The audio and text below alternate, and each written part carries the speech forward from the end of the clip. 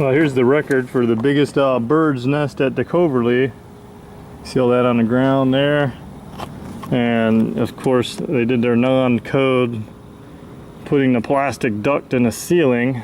So actually on this one, the bird went through because he's got a nest all in there. See how big that bird nest is. It was way in the back. All over. It's like 3 feet across because I had to pull out the stuff with my hand.